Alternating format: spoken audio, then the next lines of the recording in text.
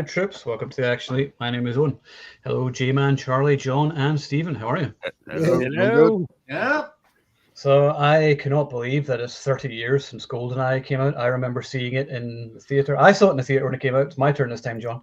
And I saw it was probably 4 or 5 times I went to see it when I think the first Bond film I saw in the theater was A View to a Kill. But I remember seeing this one, and this one sort of made me fall in love with the character. But we'll get to Goldeneye in a minute. But for fuck's sake, boys, like everybody's dropping like flies right now, so we just need to pay just a little tribute to all the fallen over the past week. And we lost the great Richard Norton on the weekend, which we were devastated about. I mean, that one's so many movies: China O'Brien, Magic Crystal, all these movies. And like John was. You were going to interview him, weren't you? He emailed me last week and was excited to come on. I was like, and then I woke up, or did I wake? I got home from work. That's right, that night. I was like, what? Like, I know. I thought it was like a hoax or something. You know, sometimes you get that. Like they did that with Wings Hauser, like last year or the year before. They said he died and he wasn't, but this time he generally did die. That, yeah. So yeah, I mean, so like, we lost Wings Hauser as well. Yeah. Richard Norton was a huge one because it was one of these times where I was wanting to interview him. And I was like, I'll keep putting it off. I'll get around to it. And I did the same with Tony Todd because we're following each other on Instagram. And I was like, I must get around and see if I can ask him for an interview. And then, so, never put things off, kids. If you have something to say it. You never know. Yep. But so that was devastating. Then Richard Chamberlain. Me and Jay did a live stream a year or two ago on King Solomon's Mines and Alan Quartermain movies. So. Yeah. I got the poster. Like that's one of my top favorite posters of all time from childhood. I loved it. That poster was also in Yugoslavia. I went to Croatia for a thing, and they were playing Alan Quatermain and the Lost Eagle, which I loved anyways, and I had on VHS. And I remember thinking, I want to go see this in the theater. I could see it in a Croatian theater. Awesome. Yeah. So that was a sad loss.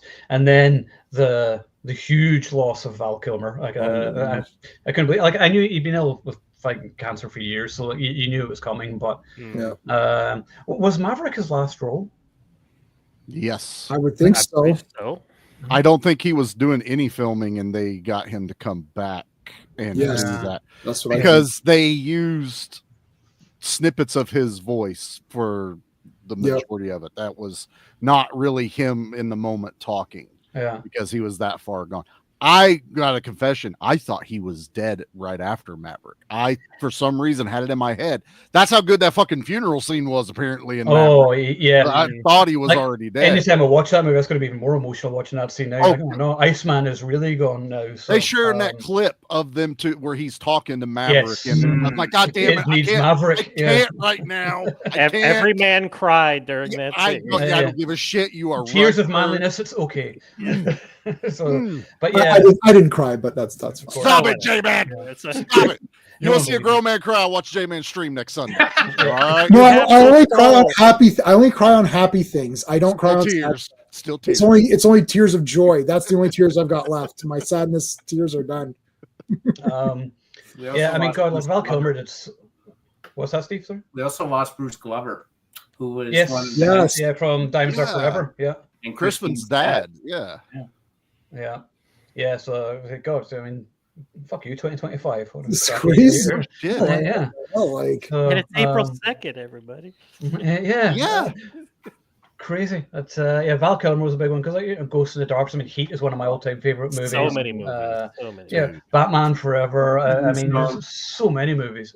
That scene when Val Kilmer's coming out of the bank and he just drops the bag and that machine gun goes off. That's muzzle fire. That is like the best muzzle fire in movies like ever. Like when he. Oh, I know. Yeah, that was a great scene. Awesome.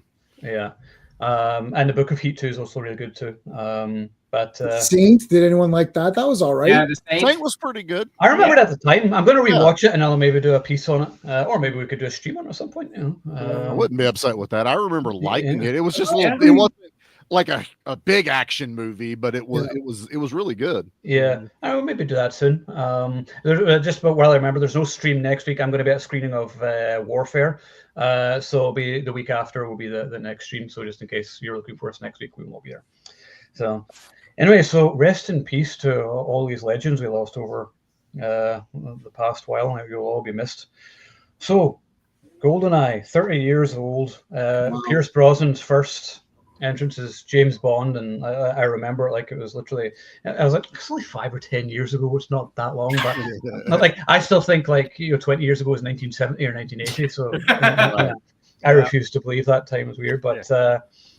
Yeah, I mean, this is. I agree with Adam. This is actually one of my favorite James Bond films. Is it perfect? Actually, no. There are a couple of things. Yeah. So, the one thing which I think most people think it is, but even then, when I watched it last week, I didn't love the score. I think that it's probably one of the weakest James Bond scores like ever. It doesn't use the music enough. The only time you ever really hear the proper Bond music is during the tank scene. Yeah. And that's it. And then there's this sort of really crappy. The music is dated. It's a weird mix. Yeah, you watch it now and you're like, what is this? It sounds like the GoldenEye video game kind of thing. It was all the weird sort of industrial 90s sound effects. That was way better than the score. Yeah. But yeah, I mean, I don't hate it, but I liked whenever they brought in David Arnold from Tomorrow Never Dies onwards, because those were like my favorite ever Bond scores. Those three, they were fantastic.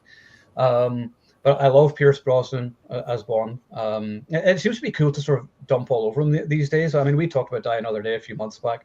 I think it's interesting that we're doing another one. We haven't done any other Bonds, but we're talking about Pierce, so it's interesting. But he just seems like such a nice bloke as well. He just seems like such a nice guy. But yeah, you got Sean Bean as Alec Trevelyan, great villain. He's always a great villain. Also, just wonderfully over the top bad guy death as well, where he like falls, and then the fall would kill him, but for some reason he's still alive, just for the thing to fall on him. So at the end, that's just pure action movie over the top greatness. I was like, he had one hit point left. He was almost. He was at full health when he fell, and then he had one hit point left. His scream was the best ever. Oh! Yeah. The thing was, like what Adam says here, he actually had fun playing Bond. Yeah, he wasn't a miserable whining bastard like some people we know who complained the whole time playing the character.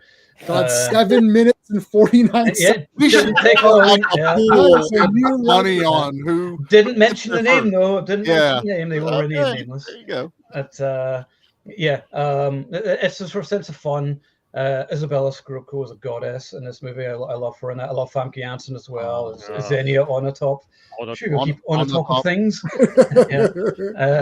It was back when the Bond movies were fun and you could have double entendres with the names and everything. Like Xenia Onatopp was brilliant.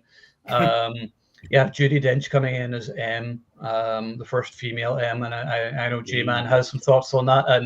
And to be honest, I will tell you in advance that actually, I do kind of agree. But I love the scene when she sort of gives Bond a dressing down at first, because you're like, oh wait, what the hell? But M has always been condescending towards Bond. I mean, like M was always a dick. Like even before he was always like, sit down, 007 or whatever. Shut up. Yeah, and that's sort of always the way M is. But I just love that scene because she's trying to just sort of prove herself after they see her as the evil queen of numbers kind of thing, and you see me as an accountant, Bond. But then by the end of it, she's like, do come back alive. So, she does actually, then the mother figure comes along. So I do like that. Plenty of great action scenes as well. Love all that. The final set piece is good. That's all I'll say. So, Stephen. So 95, so I was 18. And me back then was a lot different than, even me a year later, because a year later I went to, school and I went to film class, and that took out a lot of the enjoyment I actually get in films, because it was sort of like a peek behind the curtain, but it was also a peek behind the curtain from people who were very, they laughed at, what I liked, and they laughed and they stuck up down. And they were very smug. So when we always talk about, why movies aren't as great anymore, because those kids became this year's filmmakers. That's why, in my opinion. Anyhow, That's Back a fact, but you can call it your opinion, but it's a fact because I was Yeah. but anyways. A factual opinion, if you will. Sure. Anyhow, I was 18 back then, and me back then was, very joyous when I was watching films. I was watching Entertainment Weekly, and I was reading the newspaper, and I was watching Entertainment Tonight. And I was really into movies. I was going once a week, and the two tentpole movies I couldn't get enough of in '95 was Batman Forever and Goldeneye. R.I.P. Val. Yeah. So Goldeneye, I was all over. Pierce Brosnan was in. Timothy Dalton was out. People were very seemed happy Timothy Dalton was gone, which I never understood because I like Timothy Dalton as Bond, but Pierce Brosnan was fine. I remember my dad didn't like the choice. He didn't like Pierce Brosnan at that point. He wasn't manly enough for Bond. Ooh, what if he saw now? Anyhow, so I remember I saw this around Christmas. I went to the Eaton Center downtown, which Charlie and John are like, what the hell are you talking about? But That's a mall. Man and Owen would know. Huge theater, and I actually brought a schoolmate with me, which was unheard of because I usually just went and saw movies by myself. But I took a schoolmate with me, and it was a huge ass theater. And I remember walking out, and I'm just like, I really enjoyed the film when I first saw it. I thought it was everything I thought it would be, pretty much. And I rewatched it last night. I was looking forward to watching it. Kind of feel the same way. Like, it's not my favorite Bond, and it's not even my favorite Brosnan Bond. That's probably still Die Another Day. Keep in mind, I did not see Tomorrow Never Dies. Tomorrow Never Dies, actually my favorite. Yeah, so that might be. But I really enjoy this film. I think of the four Brosnans, and I know the comparison. I can't compare Tomorrow Never Dies. I can't compare it with Michelle Yeoh and Terry Hatcher. But this has the strongest pair of Bond girls of the Brosnans to me. Both of them are extremely strong. Famke Janssen, I forgot that she was sexually excited by violence. And so when my kind of girl. Oh my God, she is psychotic. I love her in this movie. I thought this might actually be her best film role. Sean Bean is Sean Bean. Sean Bean can literally not do a bad job no matter what you put him in. You could put him in Sesame Street and he would be awesome. Pierce Brosnan's good. There's get killed though. Big Bird would I kill him. was just sitting here thinking he'd still die. Still get killed, Still kill him on Sesame Street. He played Sharp in that TV series, right? That novel character. So that character lives on. So there you go. It's weird to see Minnie Driver in this movie. I forgot she was in it. I was stunned. Today. I was like, and she's Robbie Coltrane's mistress. I think that's so. That's hilarious. Robbie Coltrane's great in this.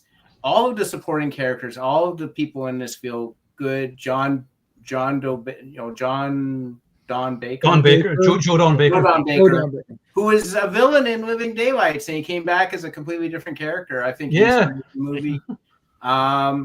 The storyline does get a little bit twisty at times, where I'm like, wait a minute, what are we doing? What's in space? Okay, whatever. And just it's a big fucking laser. Yeah, there's a laser. There's an EMP. The visual effects. I mean, what can you do? It's 1995. There was a scene with the planes where I'm like, that looks like a video game. It was just 1 second though. Overall, there's a ton of action, and it feels very much like in the world of Bond. He's vicious. He nails Xena on the top and the back of the neck to knock her out. He's sort of, a little bit more. He's got a bit of Timothy Dalton in him, but he's more Roger Moore, the suave. Yes, suave. Good film. I enjoyed it. Watching it again brought back some great memories. Yeah.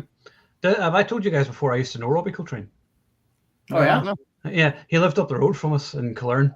And this was, he lived in a farm about 10-15 minutes away from us, and we used to bump into him at Murray's, which is just like wee shop around the corner, and he'd come up to me and Ed, and we were like younger at the time. He just, oh, she's bloody cold today, boys, isn't it? We're like, that's cool. And he used to go to our gym, the Buchanan Arms. He obviously didn't work out there, but he went to the jacuzzi and he sat there, and the kids would come up to him because they thought he was haggard, and he would pretend he was haggard and put on the voice and everything for them, and he was just fucking awesome. So that's really badass. Cool. I like that. Yeah, so that was really cool. Anyway, this random thing there. So John. I watched it. Well, I watched it last night and today. When I got home from work, I made sure I finished it. But I like this one a lot. And I'm Pierce Brosnan. Every time I watch his James Bond movies, he gets it. I think he just like he's got that wink. He's he's having fun with it. His one-liners. No more foreplay. That it's awesome lines and his action. And if you think about it, watch. You always make me lose my concentration. What was I talking about? If you're not talking about that, then you're not talking. It's a lady. Yeah. But if you like the stunts, this is reminiscent of what Tom Cruise is doing in Mission Impossible, the motorcycle stunt, him jumping off the dam, and it's now of course once he jumps off and then it's CGI with him going into the airplane, that looks faker than hell. But I was like, wow, I was impressed with the practical stunts, and the firefights are awesome. They're rocking those AK-47s. And he's kind of it kind of made me think about Rambo 3. You remember when he's trying to save Troutman and he drops to the ground. It's he does the exact same thing, and I'm like, wow, this is awesome, for a James Bond movie. And he's probably the most physical. I mean, Daniel Craig, yeah, we know he's doing parkour and all that crap in his movies, but but I'm gonna we all know Sean Connery and Timothy, but I love Pierce Brosnan as James Bond, and because he's just having fun with it. And Famke Janssen, what can you say? Oh my God, she's hot, and then she was in her prime. This was right around the X-Men, before the X-Men, or was it? Yeah, 5 years beforehand. Yeah, 5 years. Yeah, exactly. Yeah, right around Deep Rising and stuff. The little bit role she was getting. Lord of Illusions and all Lord of Illusions. Yep. Or when she dies, he's she always did a good squeeze. I'm like, it's And Sean Bean, let me say, Sean Bean is an underrated action star. He's been in Bravo 2-0, Clean Skin, Equilibrium, although he's only in the beginning, although I was kind of disappointed in that. But then Fellowship of the Ring, he has the best fight scene and death ever. Yeah, one of the greatest deaths of all time.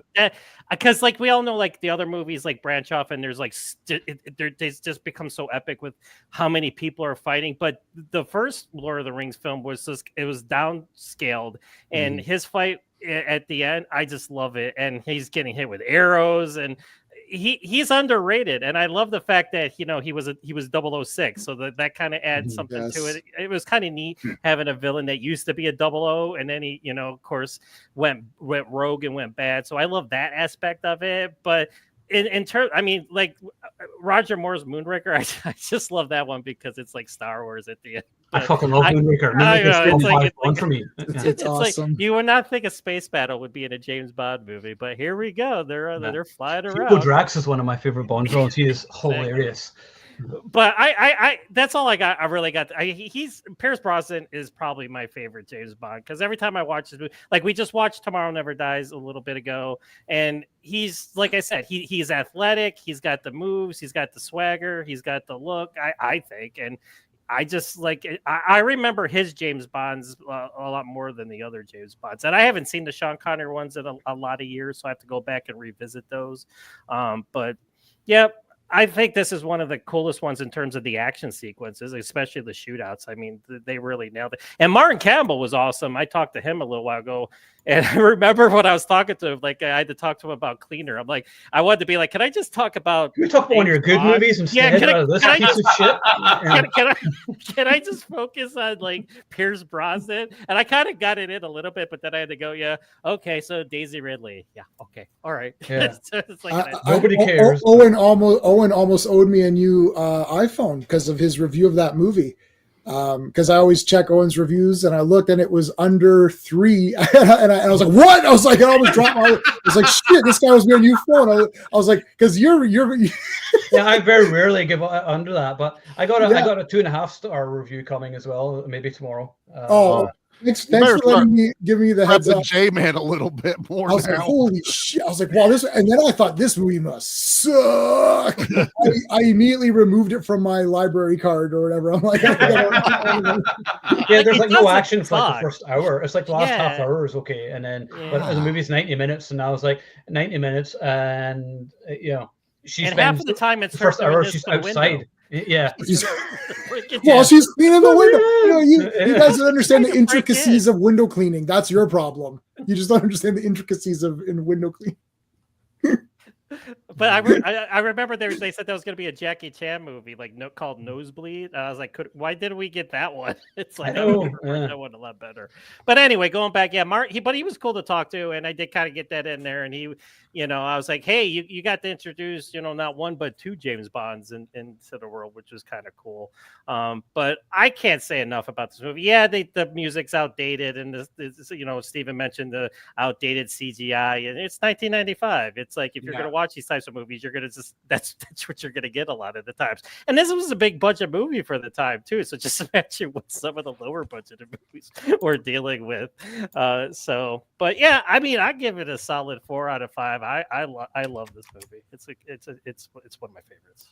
Yeah, I would agree with that. Yeah, we're just seeing Real Popcorn Geeks comment here where he's like, I love that moment of Moonraker when Bond is in that spinning thing that gives him G-force face. Yeah, I mean, there are just so many good moments in this movie. But like I said, Hugo Drax just has some of the best lines. Perhaps Mr. Bond, I might press you for a cucumber sandwich.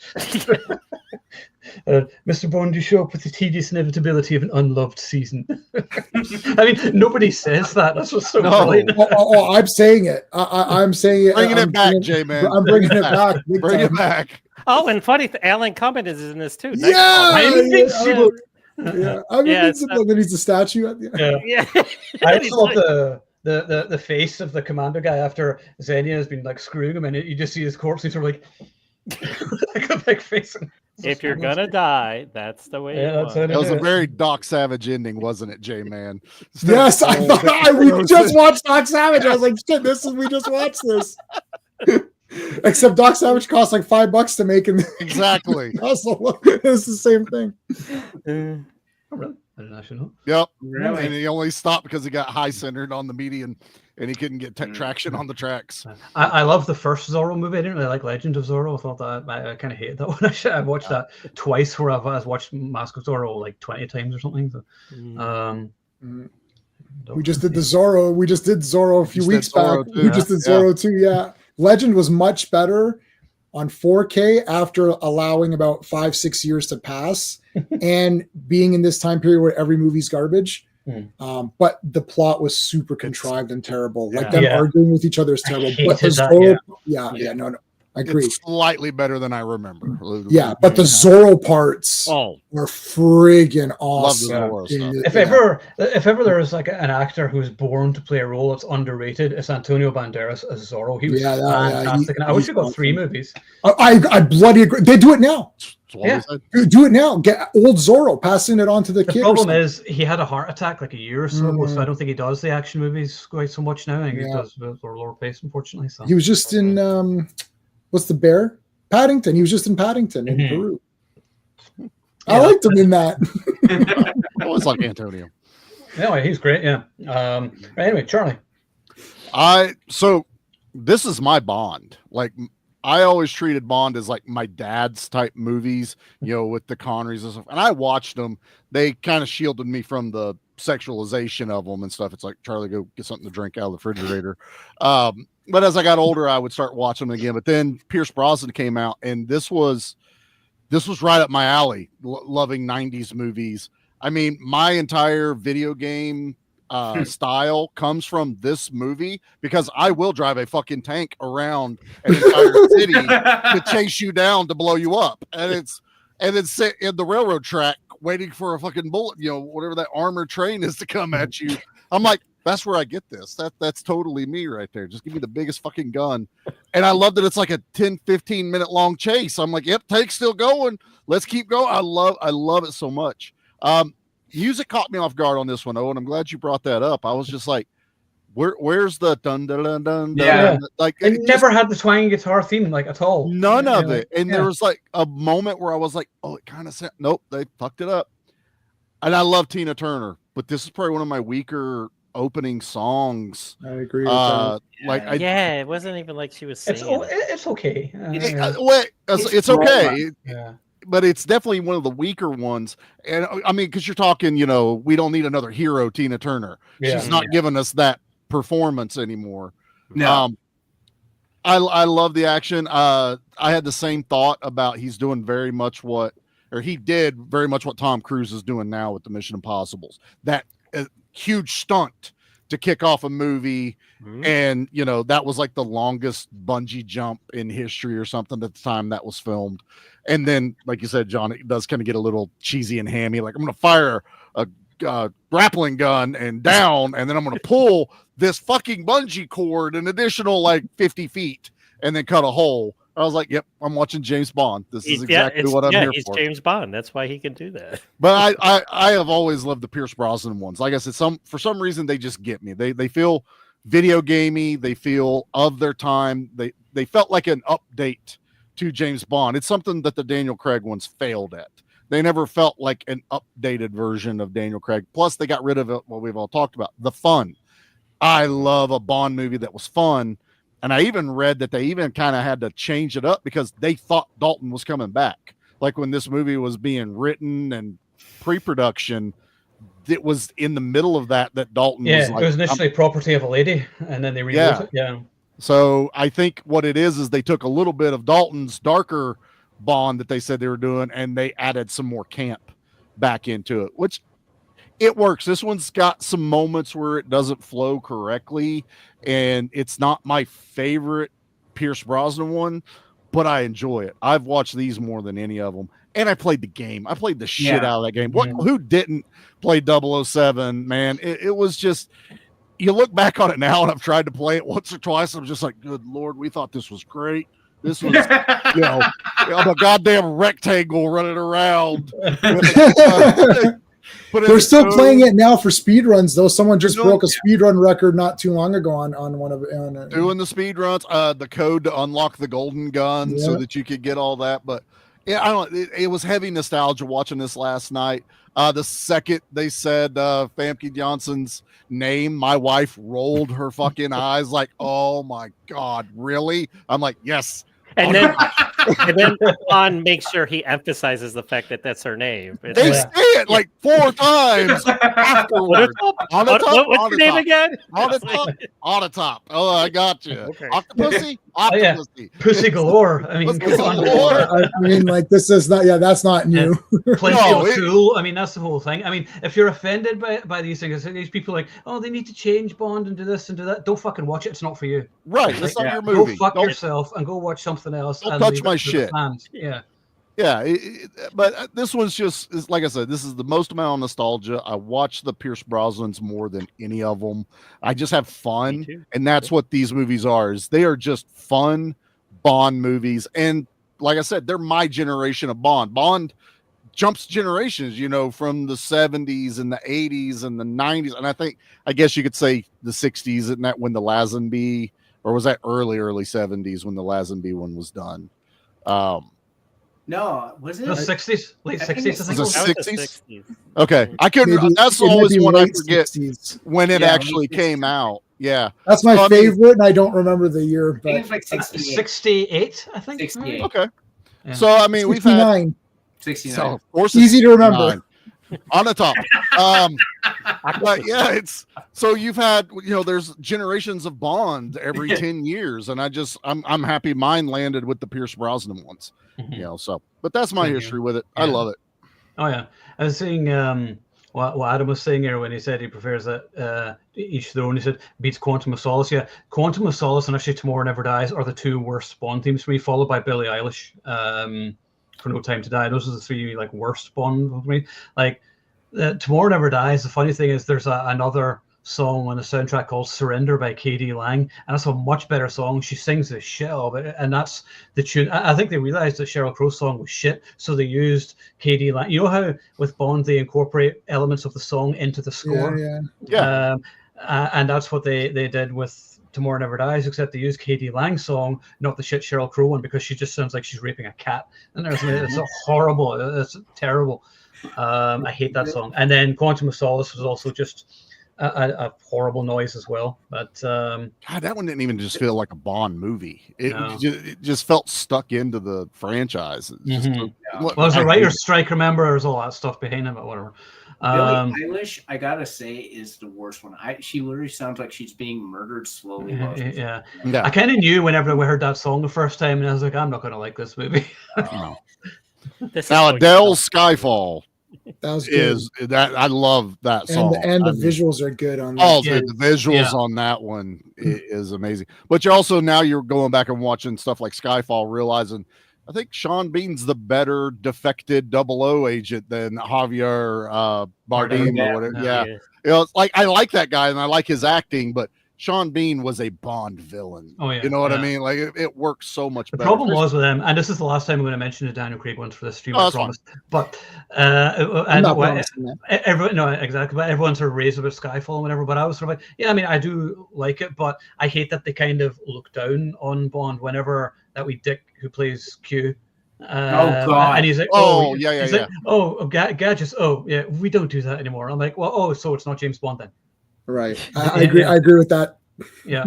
Them poking fun at the gadgets in Goldeneye is gold. I was still laughing my ass off. Don't touch that. I love this. My lunch. He's like flipping the pen around. He's watching it. He's like, and Alan Cummins like spinning it around. It's like, I love this. They do classic. That was a good scene though. Yeah. But that was very intense. Yes. Good editing because they showed you how it worked. Yeah. They okay. What was it called? 3 Shadows? No, 4 Shadow. That's what it's called. They showed you. They showed you the thing, and then you got to use it at the end. Remember when that was a thing? Yeah. Well, I also love the phone booth in the background. It's a gag that goes like 3 scenes where it blows up, and then they're toting it around on a trolley as it goes behind. I'm like, I love this. You can do no wrong here. I love that opening scene actually. Just I remember where. It just whenever Sean Bean's been captured, and then you just see Bond like walking behind the thing, and squealing along. That was good too because they can't do shit. What are you gonna do? It was comedic but brilliant at the same time. It was like almost every 5 seconds a wheel would squeak. It's like, yep. Again, video game logic. Let me hide behind this thing because your bullets can't penetrate it, and I will work my way over to the other board.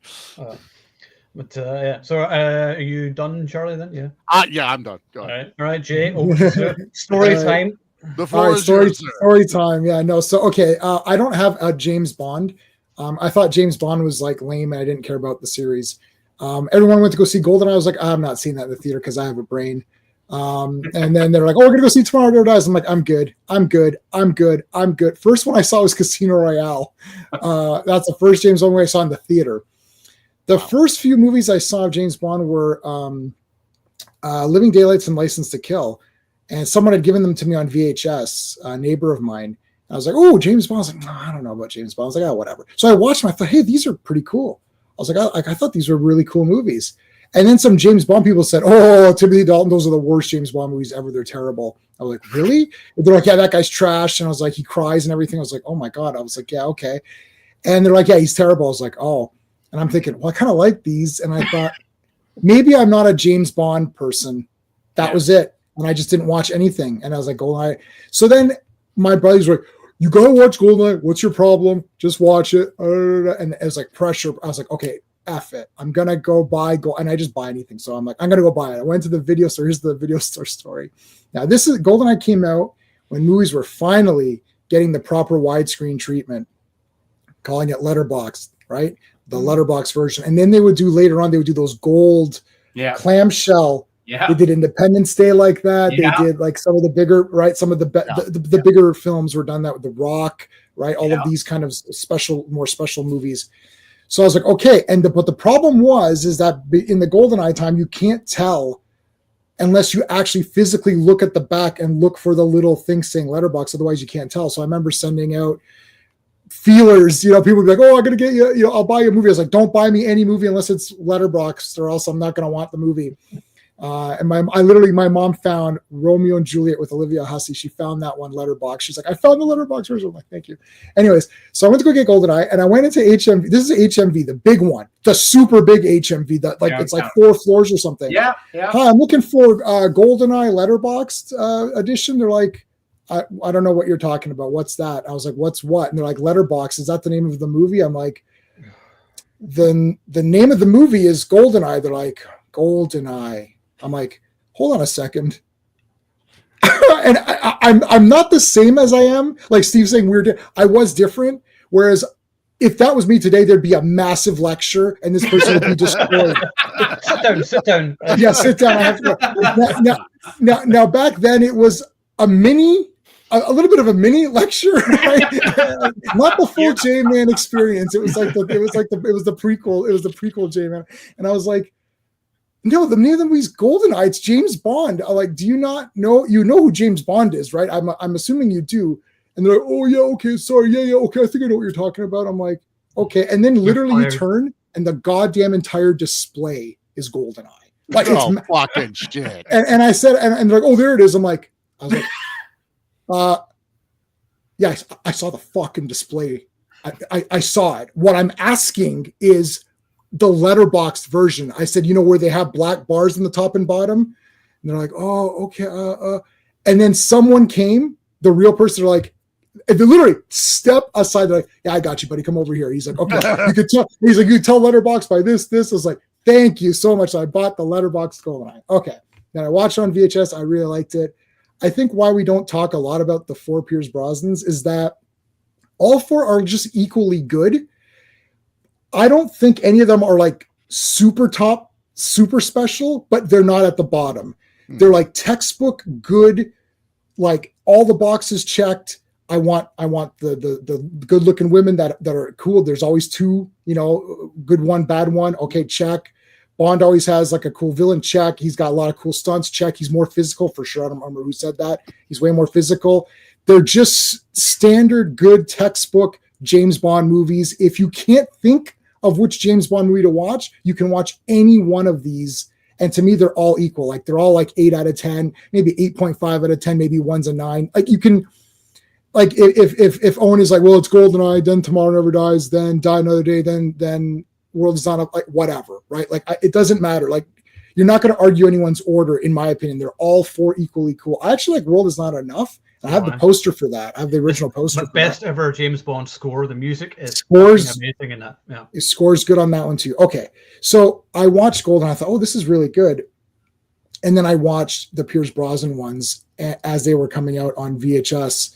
But then I went back. So I don't have a Bond. I didn't grow up with any of them. This is all way later, like into my 20s or something, right? Then I went back and I've now read read the first 11 books and watched everything. And now I can so I don't have I'm partial to Pierce Brosnan. I'm not thinking that way. I'm looking at the movie. Nostalgia. The CGI doesn't bother me at all in this movie. M being the woman. Okay. It doesn't bother me because I watched it before I knew anything. So it didn't matter to me. I was like, okay, M is, that's fine. And in the Avengers, I used to watch the Avengers TV series all the time. And I love that series, but they did the movie of that with Ray Fiennes and Uma Thurman, and M, and it was the mother and father were, the mother was a man and the father, mother was a man and father was a woman, right? So they kind of did that already. So it's like, I was like not really bothered by that. Watching it now, I'm like, oh, they're kind of, but in the end of that scene, as Owen mentioned, it's like, she does be like, yeah, come back alive. So she's just kind of, making fun of him a little bit, almost speaking for the audience, but it didn't go too far. The rest of the whole movie is like all the James Bond stuff you want. All the boxes are checked. Same with all 4. Pierce Brosnan was the last real James Bond. After that, Daniel Craig and on it's not really James Bond at all. Quantum of Solace, to me, I actually think it's a pretty cool action movie. It's not James Bond at all, but I'm like, oh, this is like I watched it in theaters like this is trash, and I watched it again when I got the set. And I thought this movie is pretty cool. I thought it was a pretty cool movie. Is it James Bond? No. So ranking as a James Bond movie, it's like 3 out of 10 or something. Ranking it as an action movie, I think it's like probably like a 7. I thought it was pretty cool. It was short too. But anyway, I actually agree with that. I kind of like the music too. It's David Arnold again as well, so a good score. I think that was the thing. It was like the ones that David Arnold did the music to are the best ones. Are the better and ones? then whenever he stopped doing it, then that was it. Because like I can't remember the name of the composer took over from. I think he did like Skyfall and Spectre, and then Hans Zimmer came on for No Time to Die, but we don't talk about that. There you go. We brought it back. I was proving that my promises mean absolutely nothing.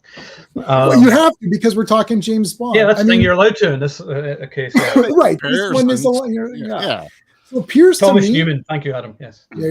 He looked okay. Roger Moore is my favorite.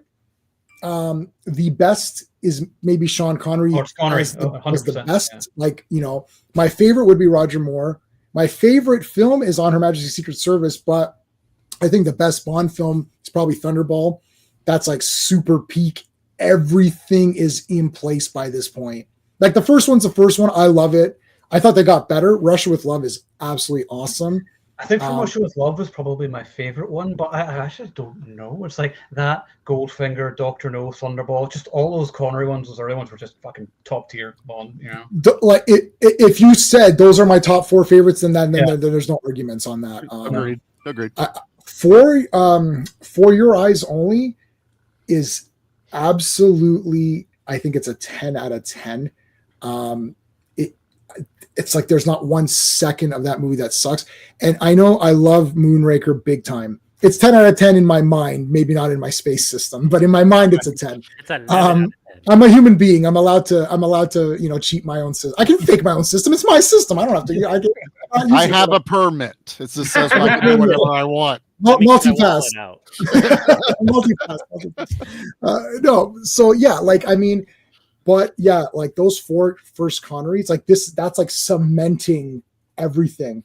But Pierce Brosnan, I like all 4. He looks cool to me. Like I look at him like, yeah, that's James Bond. Like if you had a bunch of actors lined up and you're like, which one of these do you think is James Bond? Without, be like, oh, I bet you it's that guy. He looks, even when he's Remington Steele, I'm like, yeah, he looks like young James Bond. This is just young James Bond here. He looks good, like his voice. He's very actiony. He does. I know some of this. I know there's fakeness in it, obviously, but when Roger Moore is not doing the stunt, it's very obvious that that ain't Roger Moore, because nobody looks like Roger Moore. He's the coolest person of all time in the history of the universe. So nobody can replicate that guy, right? But Pierce Brosnan, it's like, because he could do some stuff and he seemed more active and physical. Movies were made different. Like Roger Moore, it's like, I'm not gonna what I'm not doing any stunts. Like, are you crazy? What do you think this is? Like, you wouldn't even dream of asking the guy, oh, can you do like he would do a few punches and kicks. You don't mess with the money, Yeah, big time. He slid down the banister in that one movie and he had to take a break for the rest of the day. Listen, whatever. But no anti-Roger Moore speak, please. All right. I love Roger. And Timothy Dalton was back. Now we got to do it. We'll Owen hook this up. Let's do a Timothy Dalton double. Because I'm going to do a versus. I'm going to do License to Kill versus The Living Daylights. We'll do that in a few weeks. Yeah. Let's do that, because Timothy Dalton got this super bad rap, because you go back and this guy's bad. He doesn't look like the problem is he doesn't look like James Bond. Like, you see Pierce Brosnan, like, oh yeah, that's James Bond. You look at Timothy Dalton, you're like, he's playing James Bond. Okay, I can tilt your head a little, squint one eye. Yeah, okay. But the thing is, he's like super business, like he's on point, right? Like, he did the gritty thing before Craig did, basically, and people weren't ready for it back then, but they were ready for it now, which is the thing. There you go. That's Owen, 100%. That's exact. And this is me looking back. This isn't me in that time, because I would like the Timothy Dalton movies. Like, yeah, those are trash. I was like, oh really? I was like, oh okay. And then I was like, and then I was so angry. I hate Casino Royale. I know everyone liked it. I really hated it because I never watched James Bond, because everyone said, "Oh, this gritty take is wrong," and then everyone was saying, "Oh," and everything that they said positive about Daniel Craig is everything I heard negative about Timothy Dalton, and it just pissed me off. And I was like, you know what? I haven't been watching James Bond movies. I didn't see any of these in the theater. I thought I was above the material. I was like, this is obviously not for me. It's not my thing. I don't know. It's like, I don't know what I'm talking about, I guess. Or maybe these movies are too stupid, right? And they don't, whatever. And all because that one guy who's a James Bond expert went through, he's like, oh, this is dumb, this. I was like, oh shit. I was like, okay, I don't know. And that's why. And then everyone's praising Craig for the exact reasons they faulted Timothy Dalton. I was like, you know what, man, fuck this. I saw him on the theater. I like Skyfall. Is kind of, they're like, I don't despise them, but they're not James Bond. There's no fun in it. Like Pierce Brosnan, man, even when he's tortured, the guy's tortured in that movie, in that opening sequence, which is great. He comes back, it's like, I'm good to go. Let's just like surviving, Mr. Chan, just surviving. Surviving. Like, yeah, like I don't understand. Like, there's no inspiration in those newer movies. These ones, everything he does is awesome. That Onatopp, when they mentioned the name a bunch, I was like, this is great. They played Baccarat. Which they removed. I noticed that. Yeah. They removed. Okay, I play that. That's the only casino game I know, and they removed it from the movie. I was so excited for Casino Royale. I was like, oh fuck yeah! Finally, I understand what's going on in this game. What? Oh wait, they're playing Texas Hold'em. That's not the right game. And I'm like, you know what? And then it got reversed. Everyone's like, oh, Casino Royale was fucking great, Jay, man. You're an idiot. I'm like, was it though? I don't know. There's 1 hour of garbage. Like the first hour is an exciting movie. Even my wife thought, well, this is very exciting. Like, what's going to happen with this casino game? And then it's like, dead. Oh, I love Eva Green. Everyone loves Eva Green. Yeah. Pick a number and get in line. Get in line. It's like, move on with the story. I read that book. I'm like, this story is over. He shoots her. It's over. He's like, yeah, she's fucking dead. And slams it. I don't know if he does that. He doesn't slam it, but whatever. He's like, she's dead. It's like, why? And I'm thinking, why is this? What is going on here? Why is this movie still going on? The casino part's over. There's still another hour. Hour and a half. Hour. Yeah. He's rolling around the beach. I'm like, is this actually happening? Clean the glass. yeah, he's rolling around on the beach with this woman. Like, anyways, that's my long ass. Oh yeah, she. Oh my god, yeah. This she's good, but no. Famke Janssen's number one. Like, I don't know, killing her with the legs is like super brilliant. Yeah. Like her face, everything she says. He's trying to push her legs away. He's like, yeah. It's like he should have brought him in a bit more. Something he's never had to do in his entire life. Okay, I don't know how this works the other way.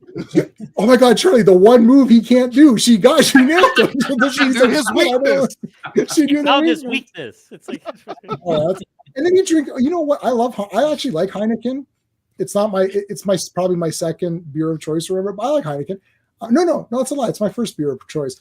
And he's drinking. I'm like, but you don't drink Heineken.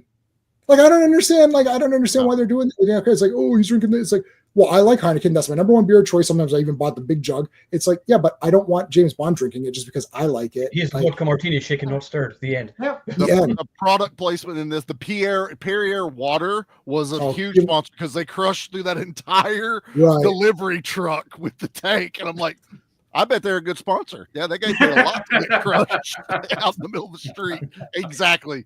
Dollar bills, y'all.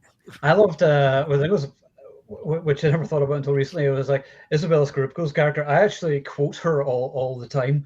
I would say, you are like boys with toys. Boys with toys. I love that. But anytime if someone comes to my desk at work, like, or someone's like, oh, is everything okay or whatever else? And I'm like, everything except the interruption. I just love her, and it's what keeps her awesome. Alone. And she's gorgeous. She's one of my favorite Bond girls. She looks good now. I looked her because this is what we and don't everyone did this already. As soon as you watch that, we're like, we look at what they look like now. Isabella 2024, you're like, looks pretty good. Yeah. Damn, like. What she was good in was not a Bond movie, but a Martin Campbell movie, which was underrated, vastly underrated, was Vertical Limit. Yeah. Oh yeah, that's right. Awesome, man. She's French Canadian. She's Today French, and the finger fit. Yeah, that was crazy. The vertical limit is great. I've never seen so Ever. many like near misses in my entire life. I don't want to be watching it. You're just like, oh no, you're going to damage that set. No, but when that trailer where the guy jumps and you're like, he didn't make it. I saw no the trailer. way. He's not making this jump. He just kind of makes it like, no I don't know. way. Pierce Brosnan can jump and catch an airplane in the middle of the Oh, air. that's and not then dive it listen, off of a mountain. you know, James Bond. that's But weird. it felt so Bond though, because even the bad guys are like, wait, this might be cool. And then one Yeah, gets that's drive neat. off the mountain on a motorcycle after an airplane. They did a lot of cool, you know how like they're like, why don't they just shoot Bond? They actually gave a lot of explanations as to why don't they just shoot him right there. Right. Like it was actually pretty good. Like I was like, oh, here we go. You know, he's captured. Like, oh god, shoot him in the head. I'm gonna go get the gun right now. Buddy, Shoot it's him in my together. room. It's in my room. Pillow. Do it together. We'll do it together. But they found ways to like, you know, either he would get out or whatever. And he didn't, it wasn't like, I don't think we need lots of gadgets. We need some that are neat and memorable. That pen was genius. And like showing the 3 clicks Yeah. and then disarming it. And then At the end, you're like, ah! and the guy, and I do that too. That's the other thing, though. I'm that guy. Nightcrawler, whatever. Alan Cumming, I call it. He's Nightcrawler. But I do that too. Everywhere, and I'll just sit there and clicking some bitches. And the editing on that too is because you're trying to count. You're trying to count. They won't let you. Quit moving the goddamn camera. They won't, Charlie. I actually paused and I'm like, I'm gonna try to really count. You can't count it. They did it in such a beautiful way that you're like, oh fuck, oh no, that wasn't it. No. Oh no, he hit. Oh no, it's the arm. Okay, it's the arm. It's 3. And it was it 2? Was it 3?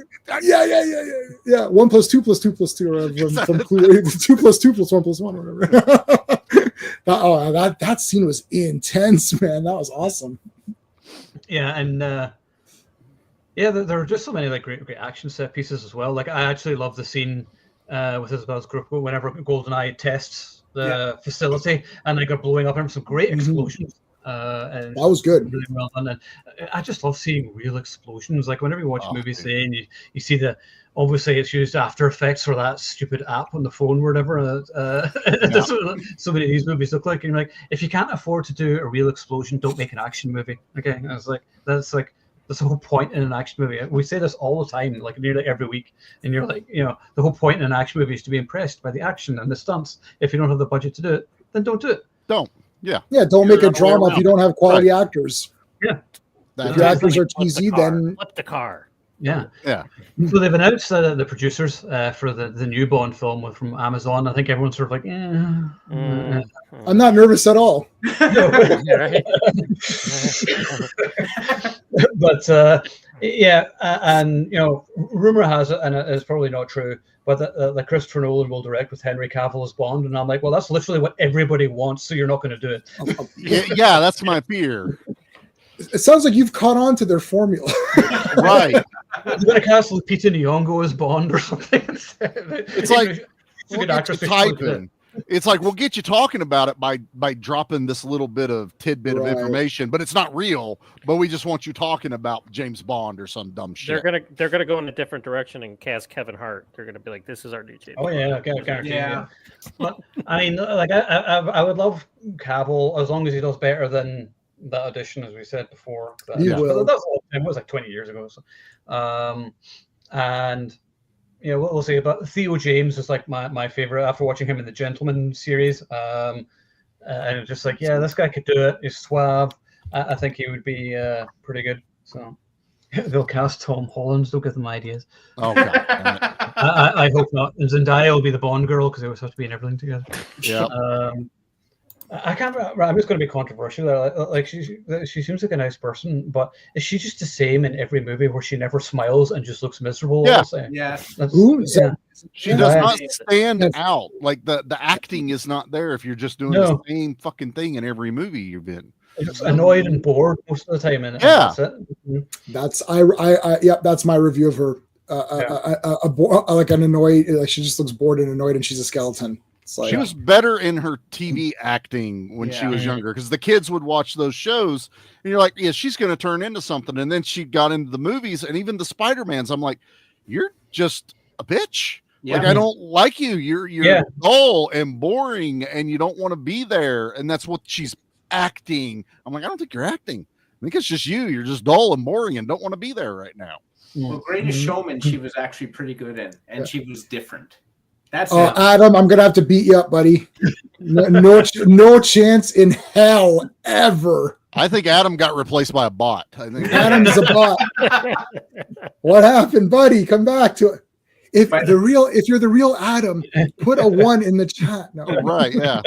Yeah, I think Greatest Showman, she was good. She was actually really good in that. That's one of the few musicals I actually genuinely love. I watched. I went to see that in the cinema, and I thought it was good.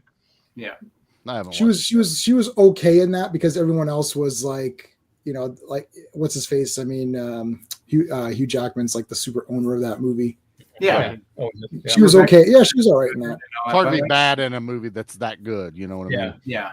That's, to be honest, I forgot she was actually in the movie until you mentioned it. I remember Hugh Jackman in the movie, and that was it. So. Point made right there. Did you see that fucking movie? Yeah, somewhere. Shots fired. That's it. Yeah. So it'll be interesting to see what they do. Like, there's rumors that they're going to try and like MCU Bond and give him Money Penny spin-off, and I'm like, no. I was like, come on, no, just do fucking James Bond, do the gadgets, the hot chicks, the one-liners, and if people don't like it, don't fucking watch it because you're not a fan. Don't try and make everything appeal to everybody because there's nothing wrong with demographics. I've said this before. Everything should have like a target audience. Nothing should appeal to absolutely everybody because you can't please everybody all the time. And when you do that, it's shit. So make a Bond movie for people who actually like James Bond, who've read the books, like the movies, whatever else. And if they're like, James Bond is sexy, James Bond, don't fucking watch it. It's not for you. You know what? I can't wait till they actually make, because they're gonna fuck this up, right? And then we're gonna do like these podcasts down the ride, and Owen's gonna be on, and you're gonna see like holes in his walls and stuff like that. Punching holes. Oh, it's gonna get me tons of views, that's for sure. Anytime I do it, this sucks. I get a lot. Oh yeah, all your Daredevil ones are so entertaining. They're great, and I'm the nicest person of all time. I gave it like a 3 out of 10. Yo. Nicest man. That's on pretty YouTube good. right here. Yeah, is Daredevil actually in it yet? Yeah, he's appeared now. Except he fights Muse, and the woman whose wrists are cut and dying on the floor gets up and shoots Muse. So she won, and Daredevil. And maybe John can confirm this. I'm not sure, but if you take 3 months of Taekwondo, do you think that's enough to defeat or at least go toe-to-toe with Daredevil, who's a ninja? Sure. By that math, Karate Kid, so it's like it's totally yeah. I took almost 3 years of Taekwondo. I got blue belt, so I should be able to wipe the floor with Daredevil, right? Muse is fighting. I'm like, shouldn't Daredevil just like utterly destroy this guy? Like, Daredevil's a ninja. I don't. He watched a lot of Jackie Chan movies. Yeah, right. So. Yeah, worked for Sandra Bullock. The girl gets up and shoots him. Like, that's it for Muse. They pumped this guy's on all these ads and he's dead. It's like he was in 2 episodes. 1 episode he did nothing, and the second episode he got shot by a dying woman. Yeah. I thought it was okay though. It was an okay show. What was okay? Where were the okay parts? Timestamp them so I can go back and watch it. The intro. I still haven't watched it, so I don't even know if the intro's any good. Well, Daredevil is in it now, except he's lame. So I don't know. Maybe it's Lame Devil. Remember that episode of any other superhero show where the hero wasn't in it? Like even Incredible Hulk, Lou Ferrigno still appeared for 5 minutes. Yeah. It may have been at the end, but he was there. He did. I'm watching every episode, just waiting for the end when the Punisher shows up, being like, "Please don't fuck this up! Please don't fuck this up!" What do you? Oh my God, John! You're begging to not. He's going to be in the spoiler. He's in the last episode, and that's when he does what he's supposed to do. It's the last episode, which is kind of yes, but do they do him justice? Does he look cool doing it? Oh yeah. Okay. No, he does what he's supposed to. Yeah, but like I said, they don't resolve anything, and everyone's just set up for the second season. Like, so why have I just watched all this fucking stuff? And that episode, well, there were supposed to be 18 episodes, and then they broke it in half. And then there's like an episode with like a heist, which was like a cool episode in something else, but it just took away from like the story. And I'm like, it didn't matter. I sat there, I was like, okay, guys, something's happening. Quick. He's going to become Daredevil now. Oh wait, no, he's not. He's not Daredevil in it. And then Matt defeats them. I'm like, oh, that was my favorite issue of that. Remember that Daredevil comic where Matt defeats guys? It's like, what is this? It's an action superhero show. Linda Carter appears in every episode. Incredible Hulk appears in every episode. Well, Adam West is the whole show. As The Batman. Flash appears in every episode.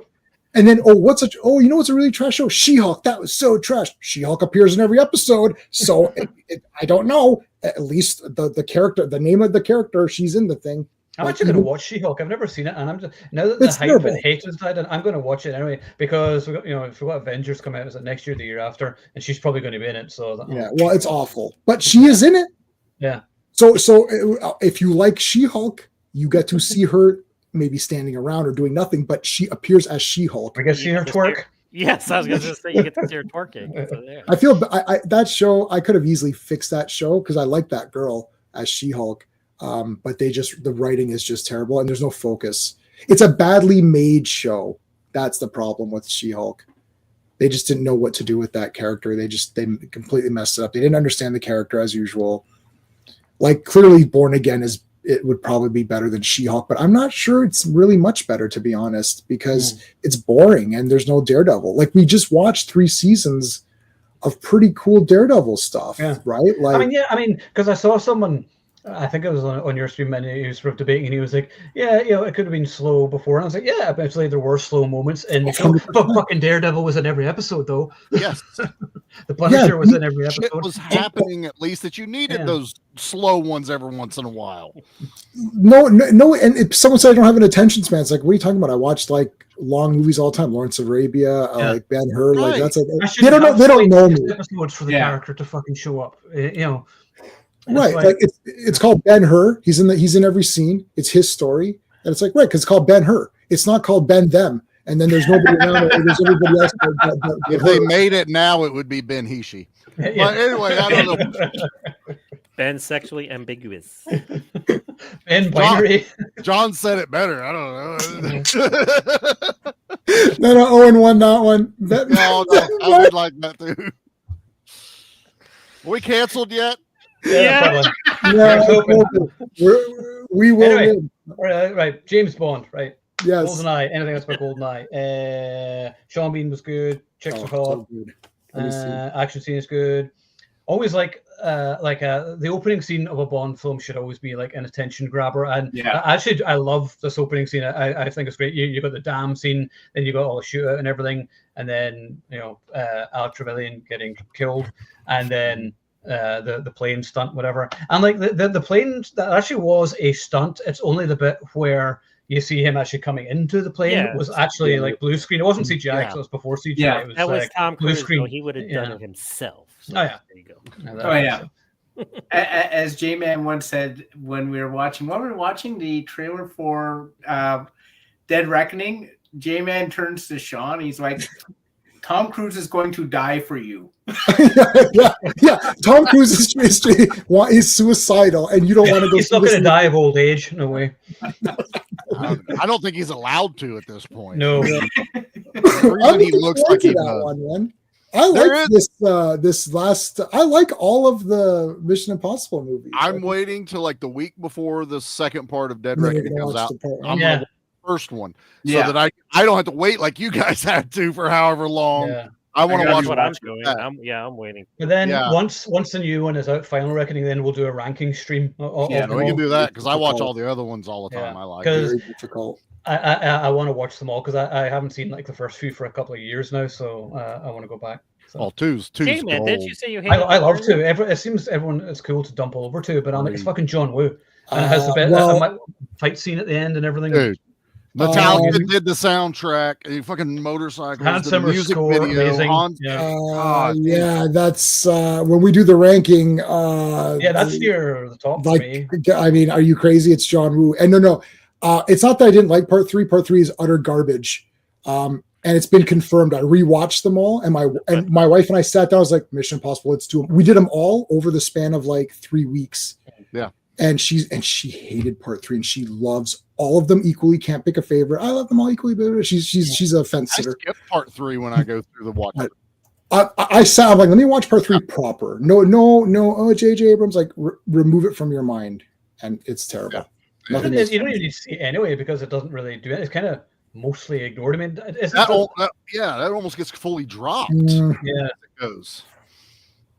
Because, like, I mean, JJ, the good thing is that he's had such an amazing career since Rise of Skywalker. I've loved all the movies that he's directed since. Oh, wait, none, because he's fucking done.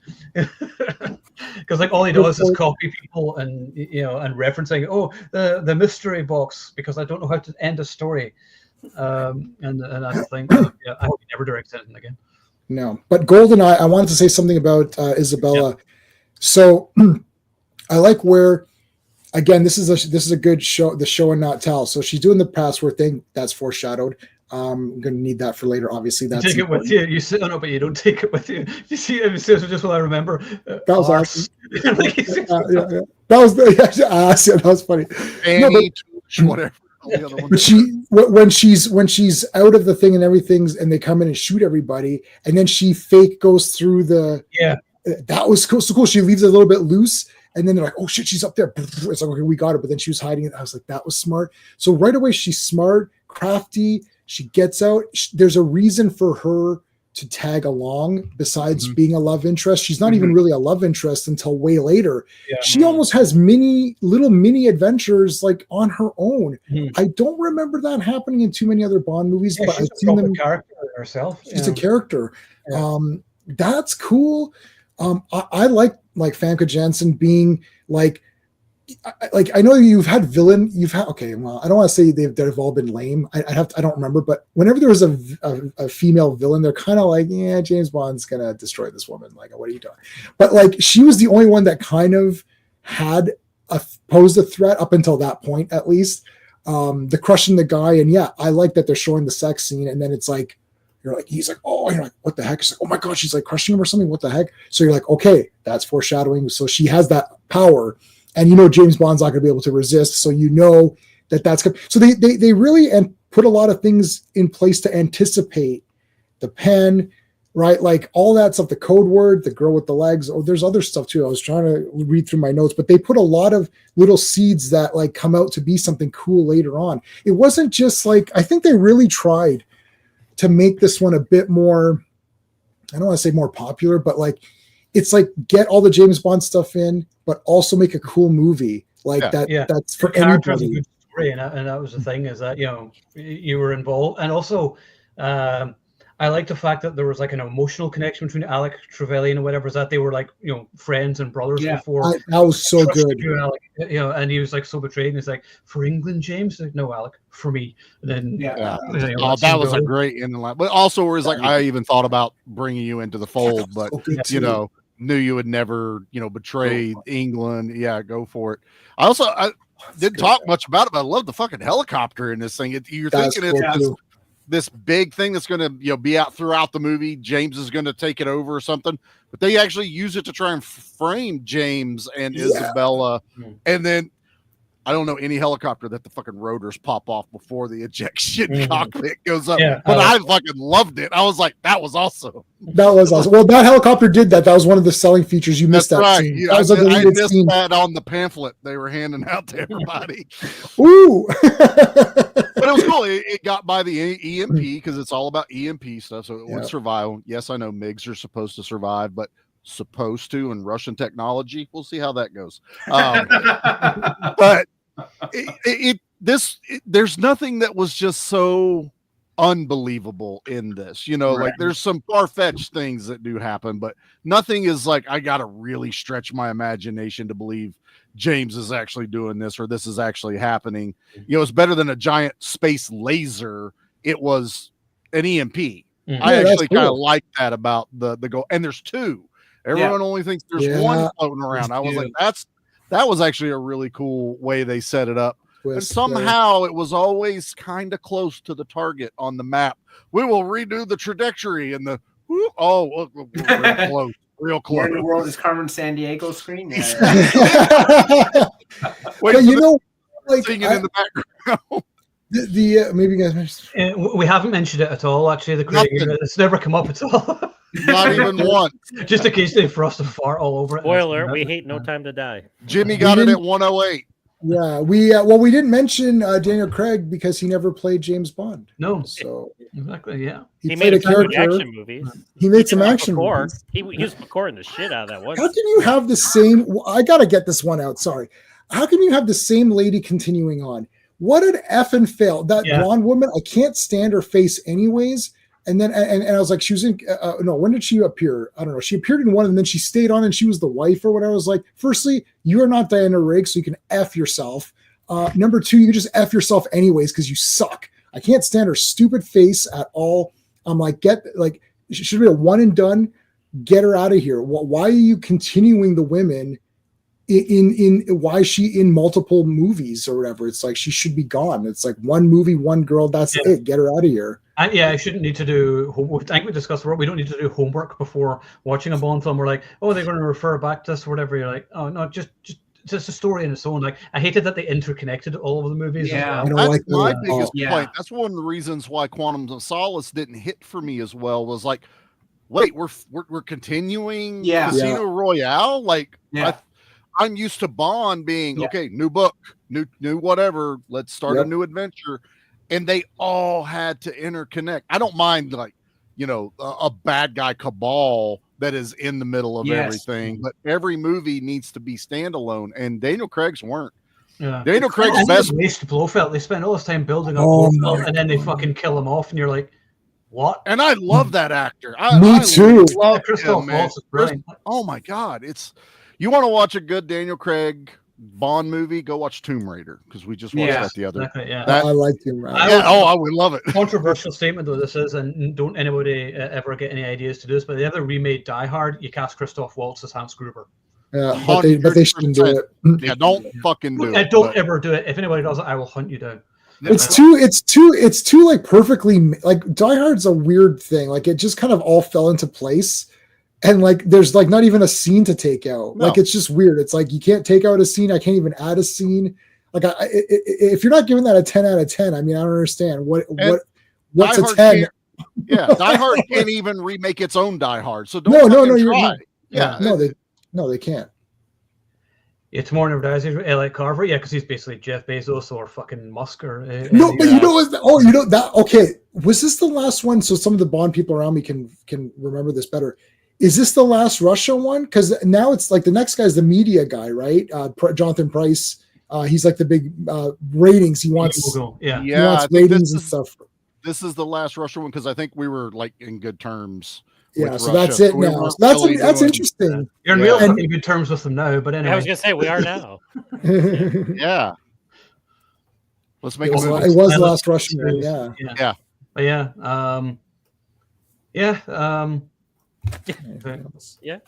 Everyone sort of dumps all over also like The World Isn't Enough, but I enjoy that one. Like Denise Richards isn't a nuclear scientist or like who cares? I don't care. She looks nice and she wears a tank top.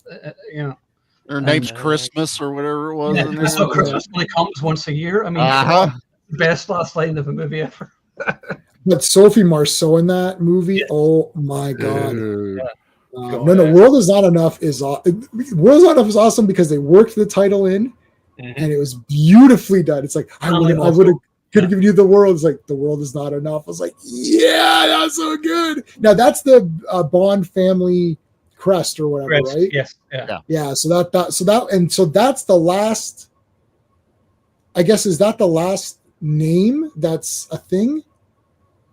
What's the next one called? Die Another Day? No, that's just a generic title.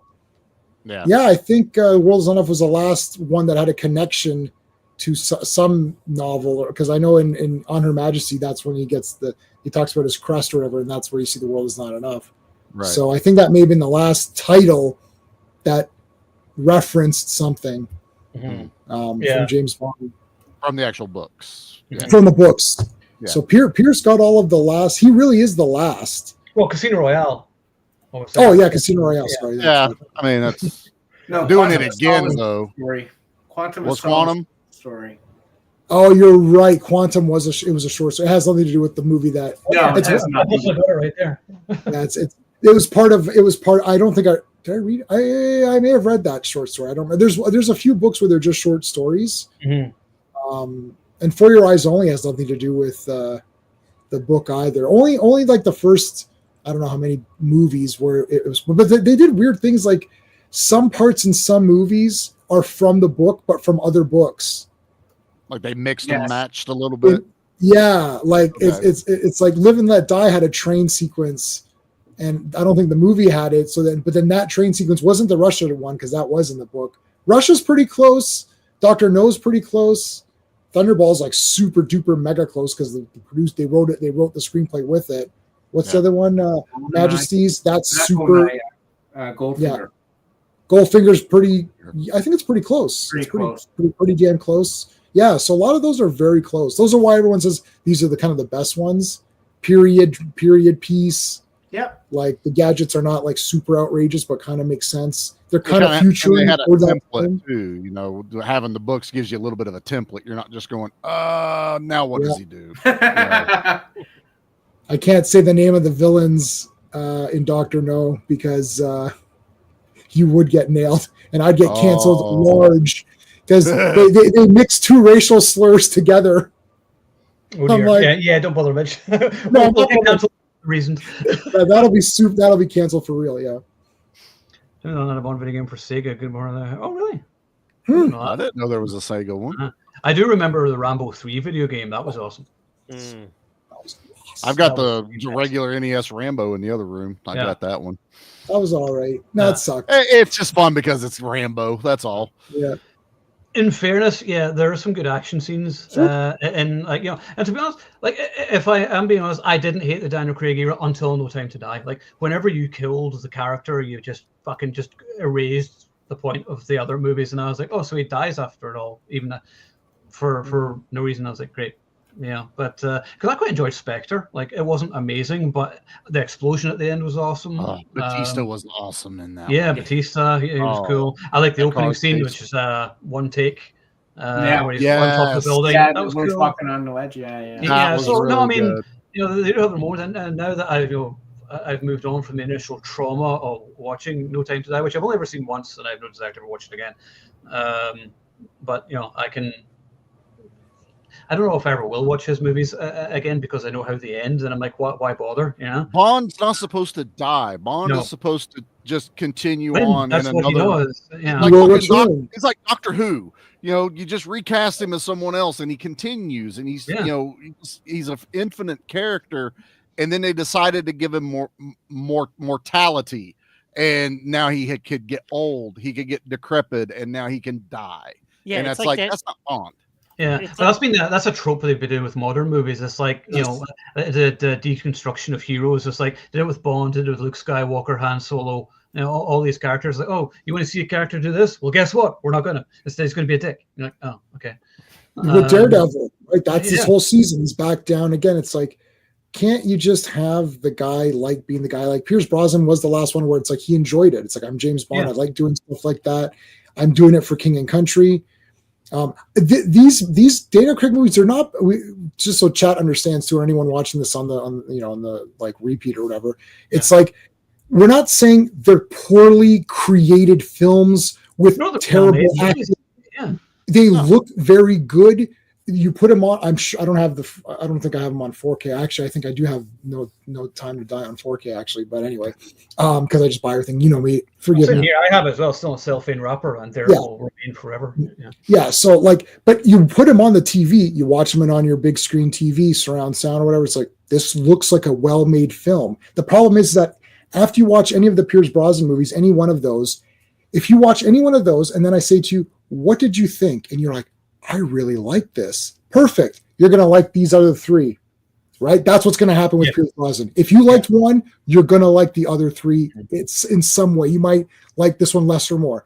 But Daniel Craig, and then if you watch all four Brosnans, like, so what did you think of this James Bond person? I thought he was pretty cool. Okay.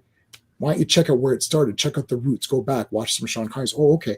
If you watch the Daniel Craig movies and you like them, and then you go back to watch others, you might not. It happened with my wife. She liked Skyfall. I was like, but you don't like James Bond movies. She's like, I don't know. I thought this was really good. I was like, you like James Bond?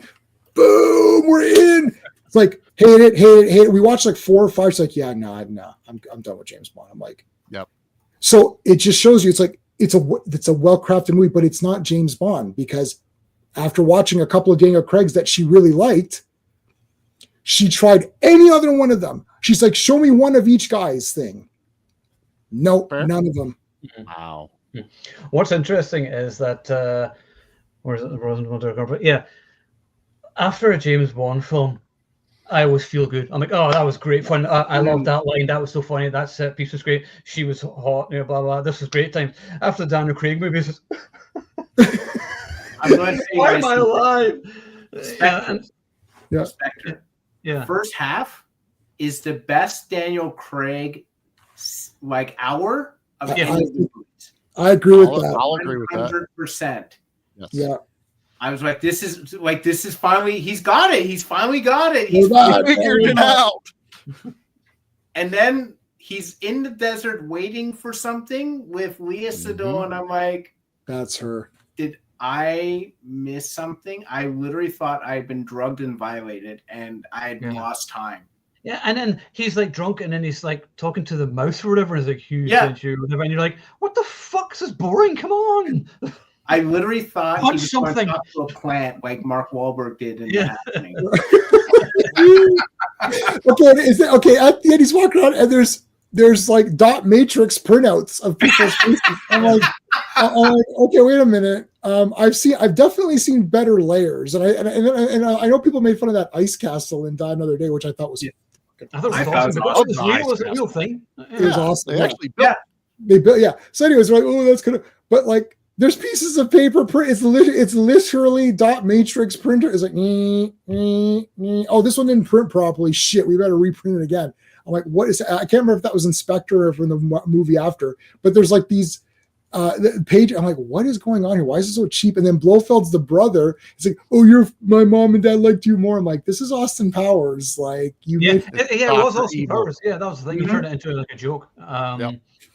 Like for the new Bond films, I want it just to be Bond, because the whole thing with the James Bond movies is that it's wish fulfillment. It's the male fantasy, basically. Where it's like, I wish I was this guy. He's so cool and suave. You never wished you were Daniel Craig's Bond. You're like, well, I wish someone would hit me in the nuts. That torture scene in Casino Royale. In the book, it goes on for like 3 chapters or something. No, it does. That's great. In your mind, it does, because it's so brutal. Yeah, you're like, oh, please just skip the page. Just leave the man alone for God. What is this? Balls. Yeah. And then, have some attractive women. Allow them to be attractive. I don't know. And if people don't like it, don't fucking watch it, because it's not for you. It's for fans. That's the thing, is that it's Hollywood is obsessed with like demonizing fans now, and it's like, we're the bad guys because we want stuff to be like the source material or where it comes from or whatever. And they're like, oh yeah, but we have to change it for a modern audience. Oh, you mean the modern audience that doesn't give a fuck and doesn't pay to see these things? Yeah, that you're losing money on quarterly. Constantly losing money. If we tell you don't go watch our fucking movie, we're going to go spend the money to at least go watch it. So if it fails, it's on our shoulders. But if you tell us not to go watch your movie because it's not for us and it fails, we get yelled at because, well, you didn't go watch it. Well, you fucking told me not to. Yeah. Told me not to go watch it. That literally happened with that Charlie's Angels. It's like firstly, it's a guy TV show. You realize that, right? But it's about 3 women. I know it's about 3 sexy women going on missions. That's what guys want to watch. Dumbass. Watch Barbie. You know how I know that? It made $1 billion, and I didn't go see it in the theater, and I thought it sucked. Yeah, but a lot of women went, and a lot of women liked it. So clearly, that was made for that audience. They knew their core audience. Yes. They made it. It's all, everyone wore pink, right? Yeah. Perfect. They had their movie, and I went on and I gave it a 5 out of 10. It was like, okay, whatever. But no, who cares about my opinion? Because it doesn't matter. It made the target audience. On the target audience, they loved it. Yeah. Perfect. It's like Charlie's Angels didn't find the target audience. They told the target audience to take a long walk off a short pier. It's like, this is for girls, and you're like, oh, you mean the girls who don't watch action movies? Yeah. Right. And it had already been done successsuly. They had already done 2 other movies, and they did great. I like those. They were all right. This is what they wanted to do, though. It's literally like a good-looking woman comes up to me and says, give me $20. And I give it to her, and she's like, okay, thank you, and she leaves. That's literally what it felt like the equivalent. I got nothing for my $20. But I gave her $20. Okay, bye. Buy me a drink. Buy me a drink tonight. Yeah. She wanted me to hand her $20 and then leave the room. Right. Yeah, that's the other thing is that I was thinking about your comment, Steve, about the mediocrity, and I came up with because we always use restaurant analogies. You go to the restaurant, you go to the steakhouse, you order a steak, And then they're like, what do you want on the side? I don't know, mashed potatoes and vegetables. Okay, so they bring it to you. The steak is overcooked and crap. It's dry and leathery, and the mashed potatoes are super screwed up, lumpy and crappy, right? But the vegetables are awesome, and this is what people are doing. I know, but man, the vegetables, God, those were awesome. It's like, it's a steakhouse. You ruined James Bond. Well, there's some good action. Oh, so there wasn't good action in any other James Bond movie until this movie. All the other James Bond movies had garbage action because you're pointing out how great the action was in this movie. No, they all had good action, right? So they all had good action, and they had a good character of James Bond. The core ingredient of James Bond is bad.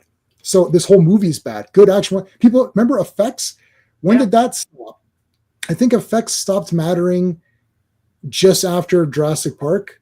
Maybe 2000, maybe in the year 2000. Because remember, you'd go see a movie, and let's say it was pretty cheesy, but you'd be like, oh, that looked cool though, man. Matrix was a huge one for effects. Matrix. That had a good story too. So that one, you're like 99, 2000 when the big shift. Like effects didn't matter anymore. Like you saw it, and you're like, this movie sucks. Yeah, but it looked cool. Yeah, so did The Matrix, and that had a good story. So why can't? I'm not asking for Raiders of the Lost Ark on every movie. Well, I am asking that. I'm not asking that every time, but I'm asking for Matrix, pretty cool idea, really neat action, some inventive stuff. Like, that's it. I don't think Matrix isn't like some big masterpiece of anything. No. It was a solid, awesome movie. Everyone tries to be. This is an excellent point, because I was discussing this with Ed the other day, and I thought that was the problem with the Daniel Craig movies, is that they're trying too hard to be prestige pictures, and they forgot to be fun. And that was the thing. And you're like, oh, we got this Sam Mendes, we got this director, and whatever else. I don't fucking care. Are there hot chicks? Are there gadgets? Do things blow up? Are there lots of action scenes and one-liners? There's no one-liners. Oh, okay. Yeah. You could still do cool. Matrix is actually a very good example of like a really cool movie, a lot of cool effects. The fights are good. Story's pretty good. The characters are pretty good. I like that. I'm with Neo. I'm kind of with him. Like, what's going on? Right. Working Man looks awesome. Owen saw it. And it's awesome. I saw it last week. I give it 4 out of 5. I can't. I think I prefer The Beekeeper. It's more outrageous, and I like just how outrageous The Beekeeper is. But Working Man was great music score. The opening credits music was cool. And some good action, a little slow for like the main story to begin. And like I always say, I always wish that Statham would have a proper one-on-one fight scene at the end. But he's always sort of like, at the end, barely a scratch. He's killed everybody, and like you want to hate a villain and have an emotional reaction during the fight scene or whatever. Kill this motherfucker or whatever. When you're watching, you need that release at the end of getting this guy. And it's like this woman and this guy were basically like the kidnappers and whatever. And I don't want to say anything else and spoil it, but you're kind of wanting just like a main big guy to like challenge him a bit and have a proper decent throwdown. You never really sort of get it. But what about? I know you guys saw Reacher. That last battle with that big guy was friggin' that was everything you could possibly want from like a finale of an action show. I mean, the entire episode was just this ridiculous action scene. I was like, this is amazing. This fight scene, fighting in the water and everything. And then I knew, like, you see him, drown, and I was like, he's not going to drown. He's not dead. Of course, he's not dead. He's coming back. And then you see him appearing again. You're like, yes. Yeah, I know, dude. I was like punching. I was getting up off the chair. I was like, fucking yeah, let's do it. I like this is gonna sound, well, I'm not gonna rephrase this. I like large, villains. And it's like you're like, oh my god, like this guy's a piece of crap. Like it's like, oh, and then he's hanging him, and I was like, what? And then it's like he gets and it just walks away. He walks away. That's awesome. And he flips around. It's like comes out. I was like, yeah, dude, you got great female character. Strong female characters, 2 of them in every Reacher season. 2 strong female characters. Nobody talks about them. Strong black woman. In my review, I said, I love Neely, but she doesn't require a spin-off. I'm like, she's a supporting character. Leave her as that. You don't need to give her a fucking spin-off. I love her to bits, but she helps Reacher, and that's it. I'll give her support. Yeah. I'll give her if they do the show. I'm going to give it the benefit of the doubt because I really like that character a lot in Reacher. So if you're a good character and you don't, again, we don't need her own series. However, maybe it's going to be really good. And then we're going to say, hey, turns out we didn't need it, but maybe we did need it. Maybe we did want it after all. So let's see. I'll tell you the best part of her thing. He's like, oh, I'm sorry I got you involved, Neely. And she's like, I was involved the minute you were involved. It's like, that's right. That's why she's awesome. She's awesome. Everybody in that show is awesome. Like I watched both season 1 and 2 twice. Reacher's the best. That's the only manly thing going on right now. Yeah. He's super smart. Reacher and Statham. Statham. Yeah. For movies, it's Statham. And for TV, it's this Alan Rich. Like if that guy comes to convention, I'm gonna have to take like a little extra time. Like, come on, why is he not He-Man? Come on, he looks like a figure. Like what the fuck? You know what? He should be Aquaman because he already was Aquaman. He already was Aquaman. Yeah, he's my Aquaman. He's the real Aquaman. He looks way better for Aquaman. I like Jason Momoa. He's the kind of fun guy, but like that's not Aquaman. No, because Jason Momoa is fucking Lobo. We have said it since Jason Momoa appeared on TV. Fucking Lobo. I was like, I didn't know Lobo was in Stargate. When did Lobo appear in Stargate? That's weird.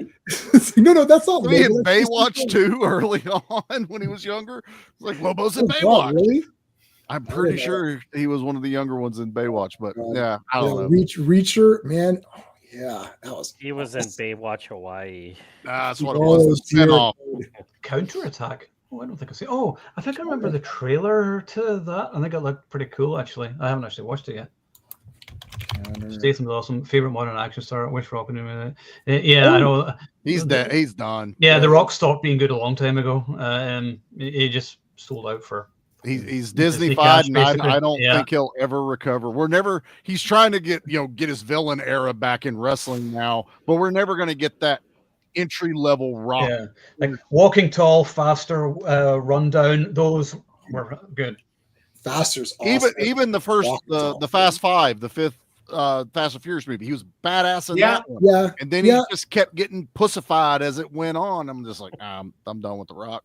Yeah, Faster is my favorite movie. So I love Faster because it feels kind of like I love the music and everything. It's kind of like movie like Drive or the Driver, and like it's one of those movies where you have to watch it at nighttime.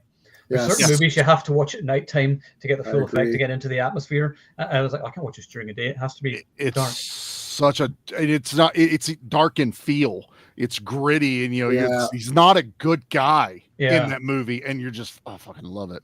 I do like the idea that he's about to do a Scorsese movie though, and Hawaii. Yeah, or I was like, okay, we'll see. So that's definitely interesting. So yeah, they kind of when The Rock first appeared, it was supposed to be like the Schwarzenegger path, right? Yeah. Like Schwarzenegger even passes the torch in the rundown. It's like have fun, have fun. Yeah, that's they literally do that. Yeah, and it was like it just what the heck? And then all of a sudden, there's some weird. He's all these weird movies. I don't know. Will it involve a jungle? Yeah, the jungle. Jungle Cruise. Welcome to the Jungle. Journey to the whatever. In the UK, the rundown is called Welcome to the Jungle. But then over here, they've done Jumanji. Welcome to the Jungle. I'm like, does nobody know how to come up with a new? It's all just written by AI. No, it is. Yeah, I had to read what that said there. The Rock is trying to pander to kids. Whoa. Doom is. I like Doom. I like Doom. I also like it. I think we should do a Doom stream at some point. I haven't watched it for a while. Right. I bet you it's awesome now, though. Yeah, probably. I know that's the thing. Is these movies you go back to, like we were talking about Barbed Wire last week. Like, this movie sucks. We watched it back then. You watch it now, like this movie's a fucking masterpiece. It's amazing. It's a masterpiece. Well, I thought it was a masterpiece back then too, but it is a masterpiece now. Yeah. I love it. We get to talk about a big fucking gun, the BFG, man. BFG. Shit. But yeah, Piers. Just to bring it back to end off with Piers, like he's great. I'm glad he did 4. I like when there's a good amount. Even with Daniel Craig, who I don't care for, I like when there's a good amount of them. Like I feel bad, like Lazenby. It's like I'm just doing. He literally said it in the film. He's like, "Yeah, I'm just doing 1." I'm like, okay. Like, I like that there's 4. I could have gotten. I know maybe he was too old or whatever, but like, it would have been nice to have 5. Like, I don't know why. Like that just would have been cool. Like no one's going to beat Roger Moore's number now, right? Like at this point, I don't think so. No, they just can't do it. Like even Roger Moore was like, "Why am I doing another one of these?" It's like, "Oh, because you're Roger Moore and you're the best." Oh, I remember now. I remember why I'm doing it. Yeah. But like, yeah, I wish Timothy Dalton could have gotten a couple more. You know what I mean? Like, it would have been nice to have just a couple more Even of each of these 3, guys. yeah. Even just 3, yeah. Yeah. I mean, I wouldn't mind like with the new Bond if it's Henry Cavill or whoever, and like they got Nolan on or whatever, and then they do 3. Dude, to get a 3-picture okay deal with out of that. the guy. Yeah. You know? Yeah, I think that would be good. I mean, they're always like, oh, it should be 4 or 5, whatever. You know, 3's fine. And just try and not have a continuing story. I think that's probably just going to be a given anyway, because everything has to be in like a world now, and Like they have a to have all these serial supporting characters and all this shit and everything now. You're like, yeah. Where I can't just stand on its own. You go, wait, do you see what happens in the next movie? Can't you just do something cool now? You know, there's not going to be a next movie. That's a problem with Daredevil. There'll be a season 2 because they already started doing it, but then after that, it's done because it's like no one wants it. Same with She-Hulk. There's no She-Hulk season 2, cool, because She-Hulk didn't fight anybody. Right. She should fight a monster every episode. That's the point. That's the whole thing. I was like, I remember Spy Hunter. There's a whole bunch of stuff that The Rock was attached to. There was one. I wanted to see SEAL Team 6. Yeah, 66. Yeah. I remember that. That was announced, and it never happened. All of the stuff sounds interesting. It's like, The Rock's going to do something interesting. No, he's not. And now he's going to make a Disney film. Oh, okay. Or we're going to redo Big Trouble in Little China, and Rock's going to be Jack. I'm like, no. Are you? There is only one Jack Burton, and that was Kurt Russell. There's only one Snake Plissken, and that was Kurt Russell. Go away. I don't. End. Well, they learned from Escape from New York. Where Robert Roberts was like, "Yeah, no, we're not going to do this." It's like I do think that's too epic. I think though it's good that like we don't count Daniel Craig. You got 20 Bond films, and they all took place prior to 2000 because Bond to me is still a Cold War character at its heart, and I agree with J-Man and Sean. If they do Bond, you guys go back to Cold War. Yeah, do it as a series on Amazon or something where they put a little bit more budget into it, and it's just that. And to me, that should be the next evolution. The next evolution of Bond is a devolution, if you want to. No, that's fair. That Cold War character. Get rid of smartphones, get rid of the internet, get rid of all of that. Yeah, he was around in like the 60s or whatever, so make it around about then or 60s, 70s. Make that cool for him to have like it was back then. Now when he flips out a really cool fucking defibrillator in his car, you're like, well, I could probably get one of those on Amazon. It's totally fine. But there's nothing outrageous about Bond anymore with the Daniel Craig ones. Or you make it, it's either the technology becomes fantasy, where it looks like Age of Ultron or something, or if it's just slightly advanced, you're like, well, I can get that. In 5 years, I'll have that. MI6 got it first, then I'll get it next. Fucking Brosnan already had an invisible car, so it's not like that's the thing like that. Yeah, and I do understand why they kind of got rid of the gadgets in the Daniel Craig era, because we have gadgets now and phones and everything, so we can do most of the things that would be seen as gadgety. So that's why you're better doing it back then. So then they are gadgets back then, and and do it seriously. Don't do it where like you're making fun of them or making fun of the era and be like, oh wow, you can't say that or whatever. And I was like, no, just let him be a period piece, because that's the way people behave back then. Just like when you do a medieval movie, you have people behaving like they did in medieval times, because that was the time it was. That's the time he was written. So have him behave in the time that he was written and set to be in. He's not meant to be in the modern world. Right. Yeah, like you don't. Yeah, you're right. Like Lord of the Rings, they're not talking like we're talking. Like, no. Hey, what's up, Gandalf? You going down? Like this is like what it is, Gandalf. Did you get that tweet I sent the other day? It was like, alas, these evil days should be mine. I mean, I don't say that. I want to say that more at work though. But. The cloaking device is real. Yeah, like Amazon has RoboCop. Yeah, I heard that. But the thing is, like everyone was like, Amazon's terrible. Whenever they Amazon did Reacher. And Reacher's awesome. So I'm gonna hold out hope. We'll see. They're capable. Yeah. I just don't want to see lots of spin-offs where they're doing it. Do comics, books, that's fine, whatever. But I don't want a TV show or movies about other characters, whatever. It's James Bond. Keep it like the source material. If anything, do proper adaptations of the books. That's exactly what I would do at this point. Just do Yeah. do the book. Now, Casino Royale was the first book, so that was just done. So I don't know if you would maybe don't do that, but do maybe like some of the just do other the ones. next one. Live and Let Die was the second one, I think. Yeah, Yeah. the next one.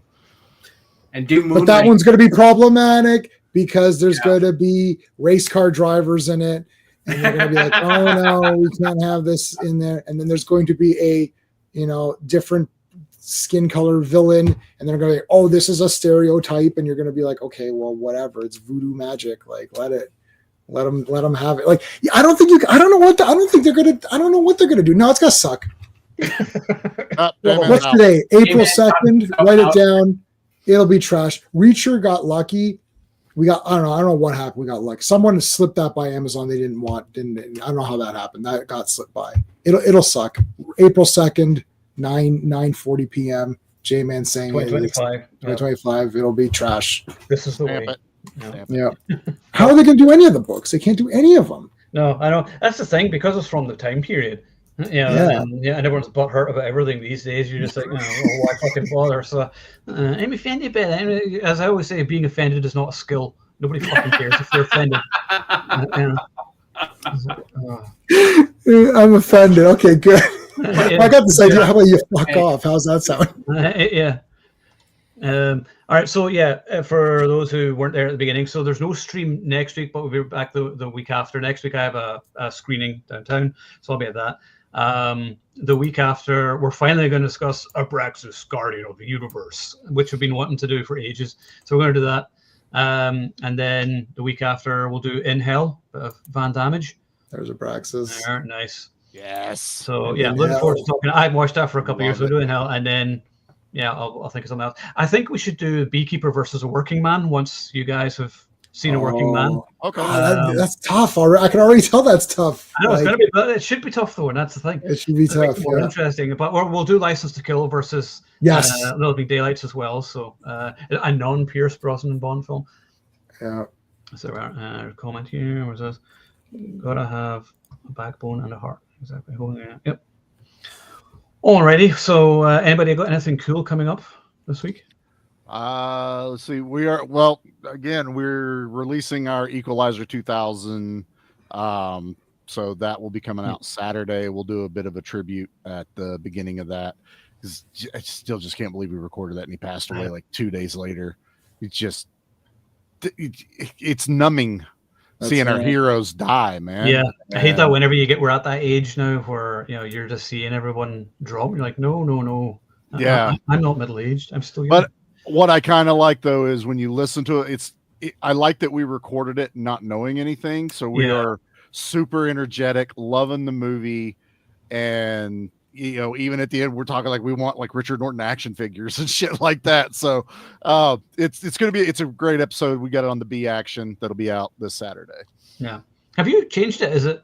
It's still Give Me Back My Action and Horror Movies every Tuesday, but I started something because I was like, damn, there's a lot of action movies I really want to talk about, and I'll never get to them if I don't do a side project. So, but it's on the exact same link. I didn't want to start two separate podcasts, so it's all one show, just two different releases, and it's every other week for B Action. So we have a lot of fun on that. Yeah. Jay, what's on this Sunday?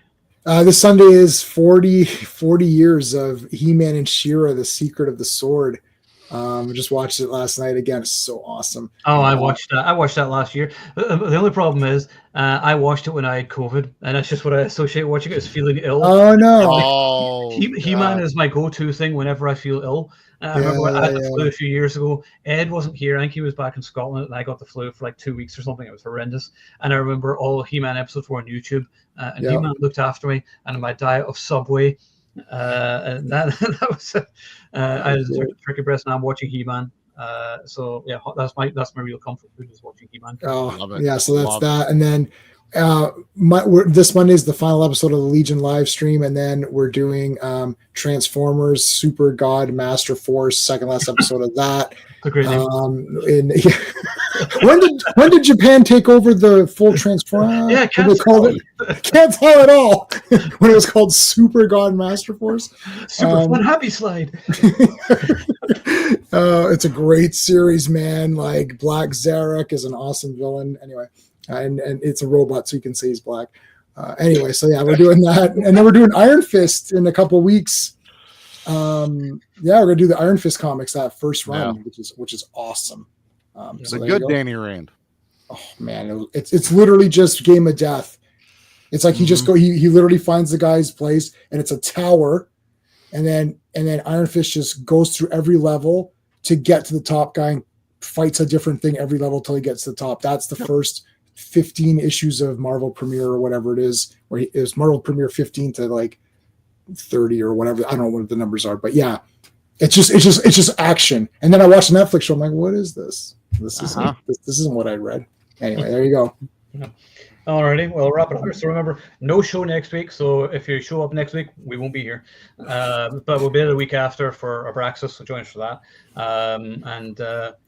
I think that's about it. So Goldeneye is awesome. Happy 30th to Goldeneye, and rest in peace, Val and the Richards. Yeah. And Wingshauser as well. Please, no more losses before our next stream. We've had enough this year. Thank you. Yeah. So thanks all for watching, and we'll see you next time. And remember, if you are watching, you are the Action Elite.